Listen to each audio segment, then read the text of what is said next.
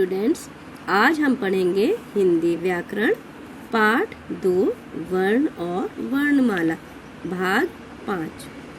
आज मैं आपको कुछ अभ्यास कार्य करवाऊंगी जिसके माध्यम से हम इस पाठ को और अच्छे से समझ सकते हैं।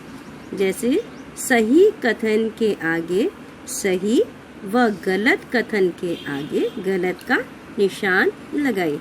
यहाँ पे टिक क्रॉस करना है, सही गलत का निशान लगाना है। चलिए, क क्या है इसमें? हिंदी में 12 स्वर होते हैं। तो बेटा ये 12 स्वर नहीं होते हिंदी में 11 स्वर होते हैं। तो ये बात हमारी गलत है, यहाँ पे हम गलत का निशान लगाएंगे। दूसरा है हिंदी में कुल 33 व्यंजन है। ये बात एकदम सही है, हिंदी में व्यंजनों की संख्या 33 है। तो यहाँ हम टिक का निशान लगाएंगे। अब ड़ और ढ का प्रयोग स्वरों की तरह होता है। यह बात एकदम गलत है, ये न स्वर है और न ही व्यंजन की श्रेणी में आते हैं। ये बात गलत है हमारी। क्ष, क और श व्यंजनों के मेल से संयुक्त व्यंजन क्ष बना है।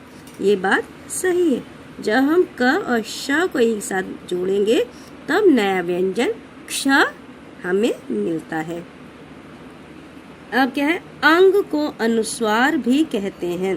अंग जो है इसको अनुस्वार भी कहा जाता है। ये बिल्कुल सही है बेटा। इसके बाद क्या है? वर्ण के बाद लगने वाले बिंदुओं, ये देखिए 2 मैंने बिंदु लगाए ऊपर नीचे, को विसर्ग कहते हैं। मैंने बताया था जब वर्ण के बाद हम 2 बिंदु लगाते हैं तो वे विसर्ग कहलाते हैं। ये बात एकदम सही है हमारी। अब अगला क्या है? वर्ण भाषा के ध्वनि चिन्ह नहीं है। ये बात हमारी गलत है, क्योंकि वर्ण भाषा के ध्वनि चिन्ह हैं। यहाँ पे हम क्रॉस का लगाएंगे, ठीक है? ये पूरी लाइन ये गलत है बात। अब क्या है? वर्णमाला में 25 स्पर्श व्यंजन हैं। ये बात भी हमारी एकदम सही है बेटा। तो हम यहाँ पे टिक का निशान लगाएंगे। चलिए अब देखते हैं बेटा, उचित विकल्प पर सही का निशान लगाइए।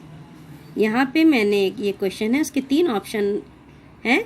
इसमें से एक सही है, बाकी 2 गलत हैं, वो हमें देखना है। भाषा की सबसे छोटी इकाई होती है, कौन सी होती है? वर्णमाला नहीं।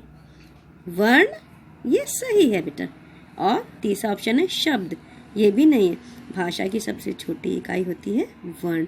तो यहाँ मैंने टिक का निशान लगाया और ये दोनों क्रॉस लगाए मैंने, ठीक है? अब चलिए आगे देखते हैं बेटा। वर्णों के परिवार को कहते हैं। वर्णों के परिवार को क्या कहते हैं? मैंने पहले भी आपको बताया था बेटा। गीतमाला कहते हैं? नहीं। क्या कहा जाता है इसे? वर्णमाला। यहाँ पे मैंने टिक का निशान लगाया। और तीसरा ऑप्शन क्या है? सुलेख माला। नहीं बेटा, सुलेख माला नहीं कहा जाता इसे। वर्णों के परिवार को कहते हैं वर्णमाला, ठीक है? चलिए अब आगे देखते हैं। हिंदी वर्णमाला में स्वर वर्णों की संख्या होती है। हिंदी वर्णमाला में स्वर वर्णों की संख्या होती है, कितनी होती है? 33 यानी 33, 11 या 44। तो हिंदी वर्णमाला में स्वर वर्णों की संख्या होती है बेटा 11। तो ये हमारा सही है, और ऊपर 33 और 44 ये गलत ऑप्शन है, ठीक है? चलिए अब देखते हैं। संयुक्त व्यंजन बनता है। संयुक्त व्यंजन कैसे बनता है? 2 वर्णों के योग से, 3 वर्णों के योग से या 4 वर्णों के योग से। यह बनता है बेटा 2 वर्णों के योग से, और 3 वर्णों के योग से और 4 वर्णों के योग से। ये दोनों गलत ऑप्शन है बेटा। हमारा सही है कि 2 वर्णों के योग से संयुक्त व्यंजन बनता है। अब क्या है? वर्णों के प्रकार होते हैं। वर्णों के कितने प्रकार होते हैं बताइए? 1 होता है या 2 या 3। तो 1 नहीं होता वर्णों के प्रकार। वर्णों के 2 प्रकार होते हैं और 3 भी नहीं होते। तो ये ऑप्शन सही है और ये दोनों गलत है, ठीक है? चलिए देखते हैं। नीचे दिए गए वर्णों को मिलाकर शब्द बनाइए। यहाँ मैंने कुछ वर्ण लिखे हैं, उनको जोड़ के यहाँ पे मैंने शब्द बनाए हैं। क्या है? घ में ओ की मात्रा, ड़ में आ की मात्रा। तो क्या हो जाएगा? घ में ओ की मात्रा घो, ड़ में आ की मात्रा ड़ा। घोड़ा। फ मैंने बताया था जब हम व्यंजनों का उच्चारण करते हैं तो उसमें एक अ की ध्वनि भी आती है बेटा। फ ल क्या हुआ? फल।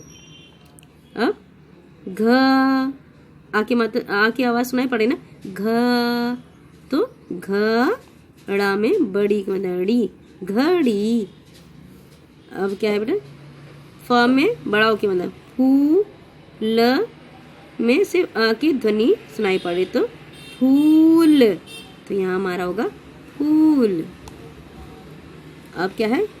च में बड़ा की मात्रा है चू, ह में आ की मात्रा, तो क्या हो जाएगा बेटा?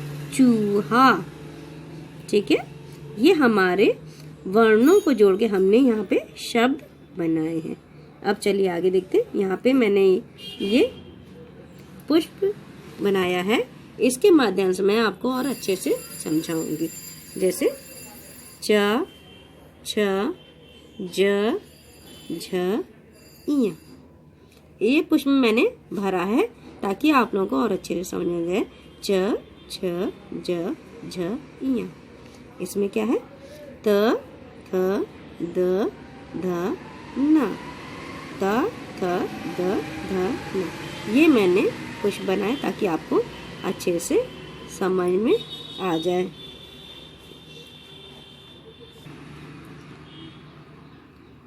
चित्र देखकर सही वर्ण भरिए। यहाँ पे मैंने बेटा कुछ चित्र बनाए हैं, आप लोग देखिए। ये क्या है मैं बताऊंगी नहीं, ये आप देखिए, आपको कुछ समझ में आ जाएगा। ये जो मैंने कुछ चित्र दिए हैं बेटा, इनको देखकर आपको इसका नाम लिखना है। ठीक है, ये देखिए, ये चित्र है और ये भी एक चित्र है और ये चित्र है।